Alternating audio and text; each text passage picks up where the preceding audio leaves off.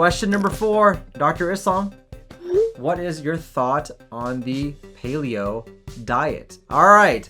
So the paleo diet used to be the big thing a couple of years ago. I had so many patients ask me, and we're on the paleo diet. I think the initial excitement about the paleo has kind of waned down some, though I do see the occasional books. I do see the occasional topic about the paleo diet going online. So I do see that being in there. So what is the review? What does the science say behind it? So if you are actually want to know what the paleo diet is, I have a lot of videos on my YouTube channel on this. But basically, in essence, what it is that if a caveman didn't need it, you should need it. So it really is an emphasis on a lot of meat, a lot of fruits, and try to eliminate processed grains and trying to eliminate dairy. And by doing that, you're hopefully getting back to what nature really had you before we had the invention of industrialized food and before we had the incorporation of more of these processed foods as well. So when it comes to the paleo diet, there's 2 things I really want to kind of emphasize. Number 1, how does it work for weight loss? And then number 2, how does it work for your gut health? Let's talk about the weight loss. So when it comes to the paleo diet, I am curious, what do you guys think that the paleo diet ranks in terms of how effective of a diet it is when it comes to weight loss?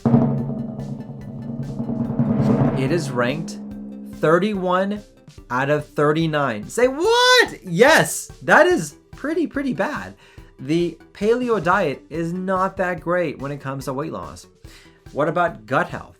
Well, I can tell you, as a GI doctor, I do not recommend a paleo diet when it comes to gut health. And there are a couple reasons why. Number 1 is that I never like to incorporate a diet that really eliminates a whole segment of foods.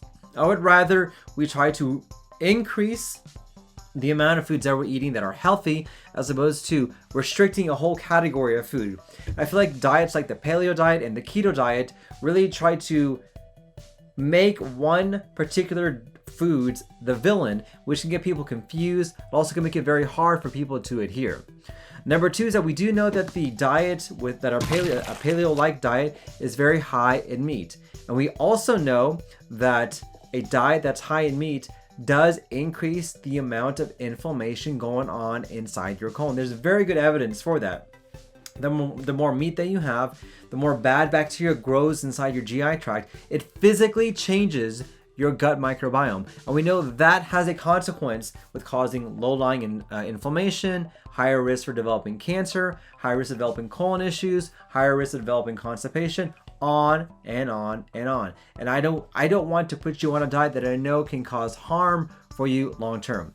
Number 3 is that it's very hard to maintain. There are very few people that can be on a paleo or a keto diet forever. It is such a pain to do. It's hard to go out, hard to go with friends because you're so restricted with your diet. And then lastly, the amount of weight that people lose is not sustainable. I have had so many patients lose a lot of weight initially on a paleo diet or even a keto diet, but they all of a sudden, over time, will regain that weight back. So the weight loss is not sustainable, and I don't want to put you on a diet that's not going to give you long-term weight loss as well. So in my opinion, I would not recommend a paleo diet. It doesn't help out with maintaining weight loss, and it doesn't help out with your gut health as well.